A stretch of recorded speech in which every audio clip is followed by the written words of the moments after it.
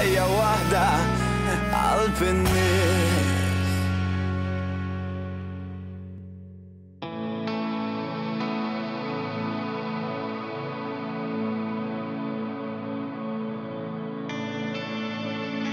Komplejna nduru wit ħlejja u ltqajna ma' diversi ħlejja oħra fosthom marżeb li waslu biex isiru żrinċijiet,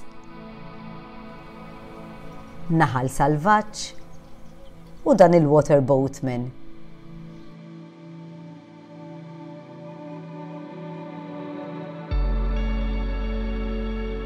Hemm dak l-irdum, pereżempju, dak il-ħaxix kollu għajd li x'qed nara. Dik hija biċċa vera tippreżenta l-ambjent kif xi darba kien hija vera fragmentata qed tinduna kullum kien minsus mill-bniedem, però parti bħal dik qed tippreżenta kif il-widien l-antiki preistoriċi għaw Malta kont għadek issibhom.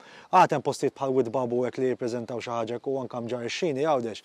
Però dak huwa tipiku li qed tara il-pjanta jgħidula żebbuġija, qed tara il-bużbies, qed tara ż-żebbux ta' Malta, qed tara l-asfodel, għandek l-ansar, u mbagħad ovvja qed tara xi ftit Taljani bħal għandek il-ħaxixa Ingliża, jiġifieri affarijiet li jaħarbu hemm fuq imkattar bil-lews. U dik li għadhom kif ġiet introdotta. Iva, dik il-giant fennel dik konna naħsbu huwa pjanta indiġena mediterranja, però minn studji li saru l-aħħar sabu li hija speċi ġdida. Jiġifieri għalhekk dan huwa riżultat importanti, huwa eżempju importanti li ma neħdu xejn for granted. Li l-oġġett li llum narawh ħaxixa ħażina li hija terminoloġija ħażina, ħaxixa salvaġġa rridu ngħidu. Waħda ma nafux jekk il-qudiem bid-DNA niskoprux li hija unika għal Malta. Iktar minn hekk il-medical properties li hemm. Il-ħurrieq kemm hawn min jaraħ qaċċa tomexxi.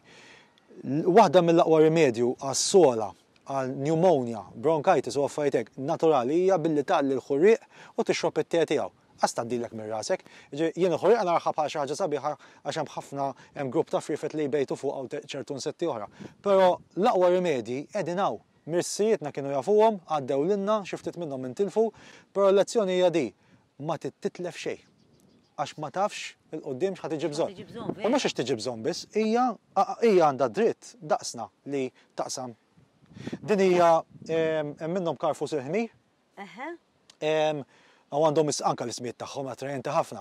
Għalfejn Karfus il-ħmir, għandek minnhom garni tal-pippi għax għandu l-pipa. Jiġifieri kienu qabluhom leħjet ix-xieħ għax kienet issa daqna ta' bniedem. Jiġifieri anke l-ismijiet tagħhom biss, hemm storja warahom. Ħafna sbieħ hawn it-tin. Għandek it-tin ċertu żmien tas-sena l-frott jgħidulu il-farkizzan, ġiet tkun l-istess, imma tkun ta' San Martin, jassoċjaw mal-festa u anke ħlewwa tkun differenti. Xi ħaġa li qed niftakar out of the waħda mill-affarijiet li għamilna, waħda mill-istudju li għamilna hija fuq kodba u fittixna sibna li hawn Malta biss hawn 130 varjetà ta' tina irrekordjati. Hemm minnhom uniċi u pereżempju jgħidulhom ta' Ġanni jew ta' Burgu għax l-alqat li tinstab dil partikolari kienet ta' xi ħadd li kien jismu hekk. U hemm minnhom huma ddokumentati fi żmien 1920s minn John Borch li l-lum il-ġurnata hemm l-isem biss u ma nafux kif huma qas. Min jiena ta' informazzjoni ġennintni Arnold. Għandi hekk moħħi ħajisplodi, ma vera fl-istessin qiegħda.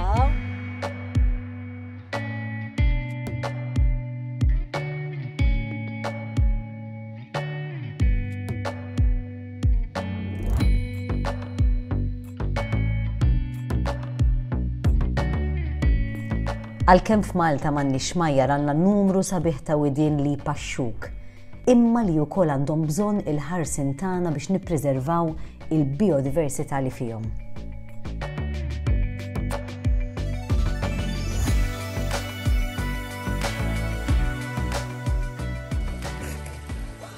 Għajdli fuq u dak. Mela, dak huwa l-qabru, huwa l-unika granġ tal-Maħelu, huwa endemiku għal Malta ma ssibu imkien fid-dinja. All right? Għu jħorraku bil-azzjoni, għardu, ġuħaj.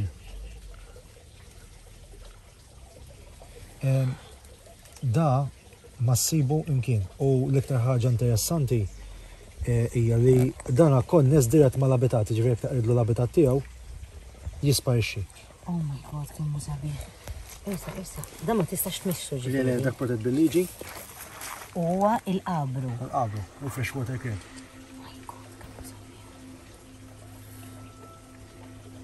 U xi kemm hawn minnhom?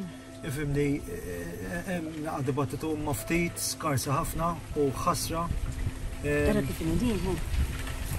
Li kif naqblu jek ma tawx ħsieb, jek mhux ħaw ħsiebu ftit abitat il-fadallu da ħajsparixxi in our lifetime jek ma tagħtux ħsieb. Qasirit nemmen li qed nara tnejn minnhom. Tara kif indiħu u kbir,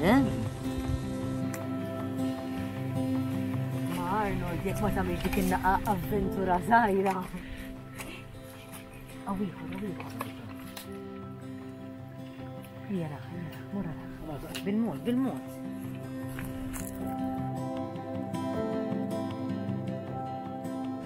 Dat tipi ta' toqob, il-barrows tagħhom sewwa, meta jinxef l-ilma hekk, il-granċ huwa crustacean, krustaċ, allura irrid dejjem ikollu fejn xarab il-garġi. Fl-eqqel tas-sajf din ispeċi adattata għal-ħruxija ta' gżer Maltin billi ġadin it-toqba ikun hemm l-ilma u tkun tista' titla' tiekol u toħroġ u timxi, però terġa' tmur l-istess toqba tagħha biex ixxarab il-garġi biex tkun tista' tibqa' tieħu n-nifs. Ġifieri dik it-toqbi tagħmilha. Huma jaħafruha u ma jagħmluha, huma speċi territorjali ħafna kulħadd għandu t-toqba tiegħu sewwa. U anka tittarhom kemm huma annimali interessanti li jżomm kulħadd it-territorju tiegħu u fl-istess ħin anka joħsib il-friħ tiegħu. Hemm ċertu żmien tas-sena hekk tiġi u ssibhom f'perjodu bil-bajt u f'perjodu bil-friħ kollha qed iżommhom taħt żaqqa il-mara. In-nisa u l-ġir ukoll jintarfu bejniethom, ir-raġel huwa robust, ikellu idejh iktar bil-vjola u b'dawn l-affarijiet bħala marki, filwaqt li l-mara tkun iktar ħadranija u iżgħar u jkollha il-pincers daw ikunu iżgħar. Meta jikbru koll hemm stages differenti, jitwielet oranġjo, jixel u dejjem il-kulur jintefa' sakemm jiġi l-kuluri permanenti tal-adult. Fejb jekk ma ġibulix jiekol. Jiekol hija.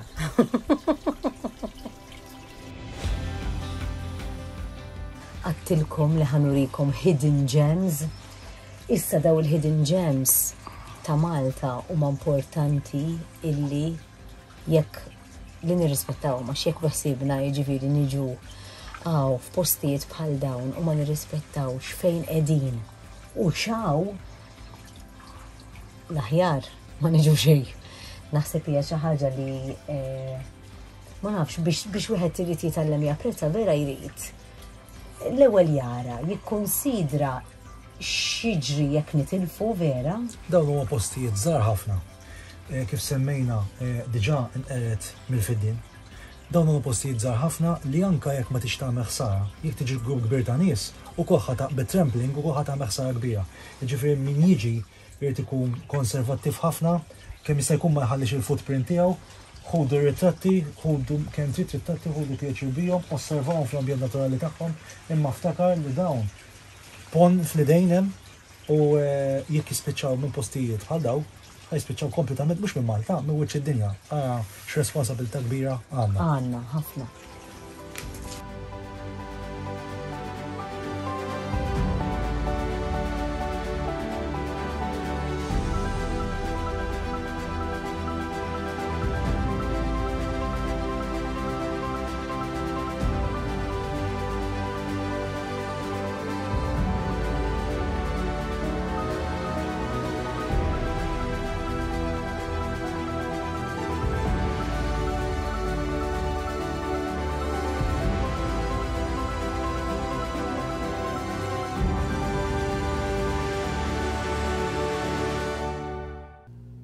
If you're enjoying my local travels around Malta and Gozo, then make sure you like, share with all your friends and subscribe for more.